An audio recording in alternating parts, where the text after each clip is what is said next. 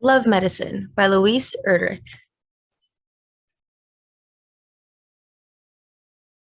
The Red Convertible, 1974, Lyman Lamartin. I was the first one to drive a convertible on my reservation, and of course it was red, a red Olds. I owned that car along with my brother Henry Jr. We owned it together until his boots filled with water on a windy night and he bought out my share. Now Henry owns the whole car, and his younger brother Lyman, that's myself, Lyman walks everywhere he goes.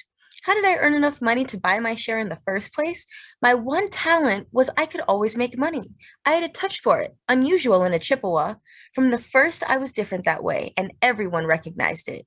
I was the only kid they let in the American Legion Hall to shine shoes, for example. And one Christmas, I sold spiritual bouquets for the mission door to door. The nuns let me keep a percentage.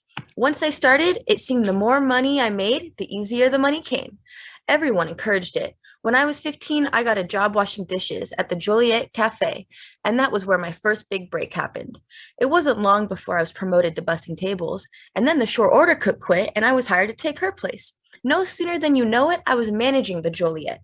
The rest is history. I went on managing, I soon became part owner, and of course, there was no stopping me then. It wasn't long before the whole thing was mine. After I'd owned the Joliet for 1 year, it blew over in the worst tornado ever seen around here. The whole operation was smashed to bits, a total loss. The fryolator was up in a tree, the grill torn in half like it was paper. I was only 16. I had it all in my mother's name and I lost it quick. But before I lost it, I had every one of my relatives and their relatives to dinner, and I also bought that red Olds I mentioned, along with Henry. The first time we saw it, I'll tell you, when we first saw it, we had gotten a ride up to Winnipeg and both of us had money. Don't ask me why, because we never mentioned a car or anything. We just had all our money. Mine was cash, a big bankroll from the Joliet's insurance. Henry had two checks, a week's extra pay for being laid off, and his regular check from the jewel bearing plant. We were walking down Portage anyway, seeing the sights when we saw it. There it was, parked large as life, really, as if it was alive. I thought of the word repost because the car wasn't simply stopped, parked, or whatever. That car reposed, calm and gleaming, a for sale sign in its left front window. Then, before we had thought it over at all, the car belonged to us, and our pockets were empty. We had just enough money for gas back home. We went places in that car, me and Henry. We took off driving all one whole summer. We started off toward the Little Knife River and Mandarin Ford Berthold, and then we found ourselves down in Wakpala somehow, and then suddenly we were over in Montana on the Rocky Boy. And yet the summer was not even half over. Some people hang on to details when they travel, but we didn't let them bother us and just lived our everyday lives here to there. I do remember this one place with willows. I remember I lay under those trees and it was comfortable, so comfortable. The branches bent down all around me like a tent or a stable, and quiet. It was quiet, even though there was a powwow close enough so I could see it going on. The hair was not too still, not too windy either. When the dust rises up and hangs in the air all around the dancers like that, I feel good. Henry was asleep, his arms thrown wide. Later on, he woke me up and we started driving again. We were somewhere in Montana or maybe on the Blood Reserve. It could have been anywhere. Anyway, it was where we met the girl. All her hair was in buns around her ears. That's the first thing I noticed about her. She was posed alongside the road with her arm out, so we stopped. That girl was short, so short her lumber shirt looked comical on her, like a nightgown. She had jeans on and fancy moccasins, and she carried a little suitcase. Hop on in, says Henry. So she climbs in between us. We'll take you home, I says. Where do you live? Chicken, she says. Where the hell's that? I ask her. Alaska. Okay, says Henry, and we drive. We got up there and never wanted to leave. The sun doesn't truly set there in summer, and the night is more a soft dusk. You might doze off sometimes, but before you know it, if you're up again, like an animal in nature, you never feel like you have to sleep hard or put away the world, and things would grow up there. One day just dirt or moss, the next day flowers and long grass.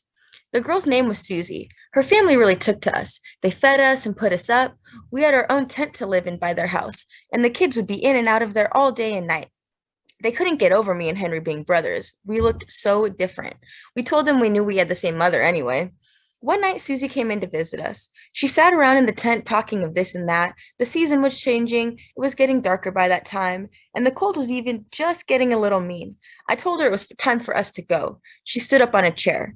You never seen my hair, Susie said. That was true.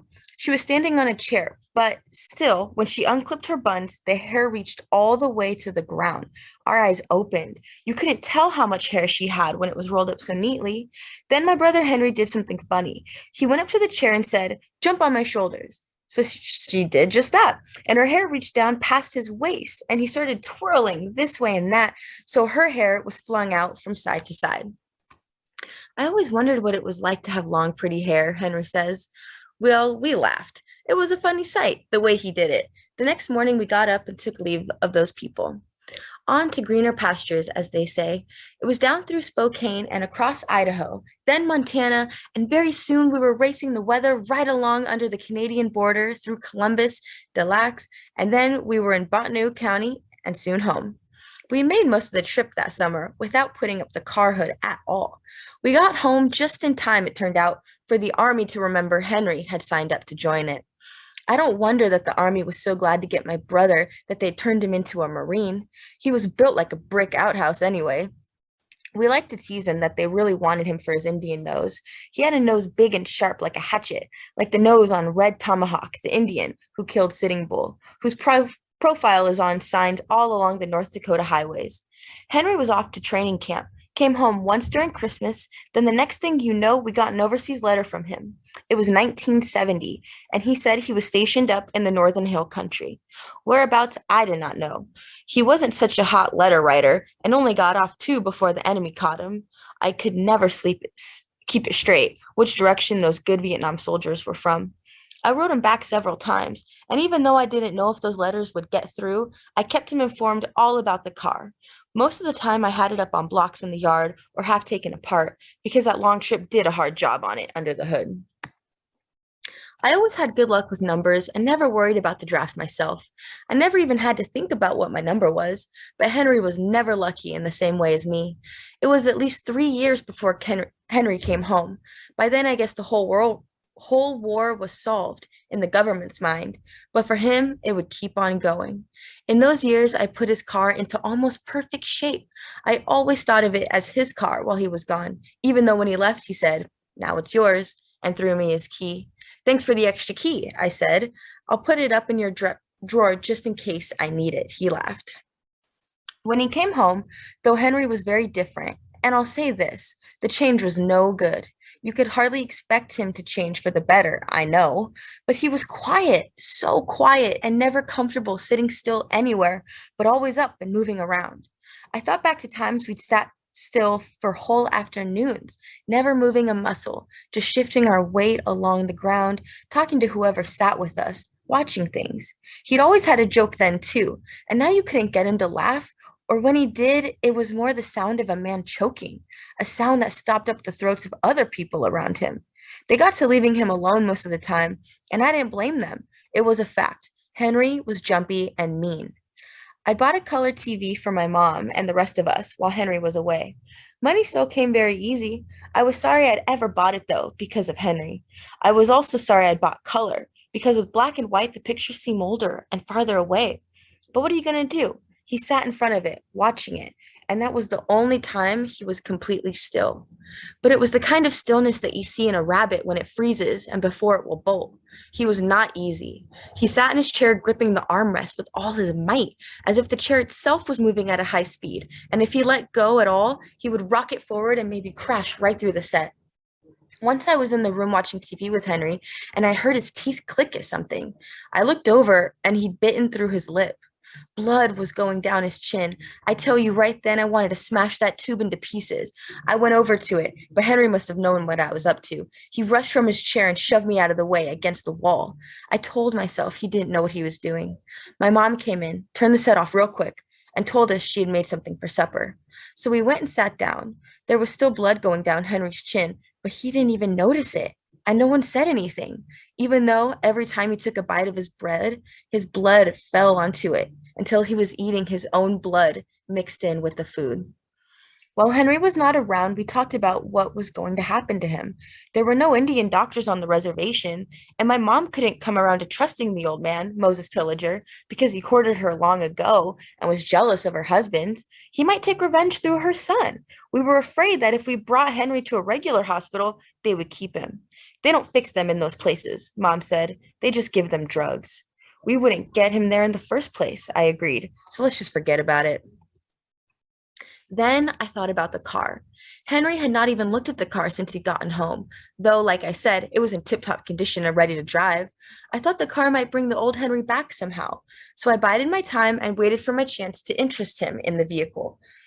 One night, Henry was off somewhere. I took myself a hammer. I went out to that car and I did a number on its underside, whacked it up, bent the tailpipe double, ripped the muffler loose. By the time I was done with the car, it looked worse than any typical Indian car that has been driven in all its life on reservation roads, which they always say are like government promises, full of holes. It just about hurt me, I'll tell you that. I threw dirt in the carburetor and I ripped all the electrical tape off the seats. I made it look just as beat up as I could. Then I sat back and waited Henry to find it. Still, it took him over a month. That was all right because it was just getting warm enough, not melting, but warm enough to work outside. Lyman, he says, walking in one day, that red car looks like shit. Well, it's old, I says. You got to expect that.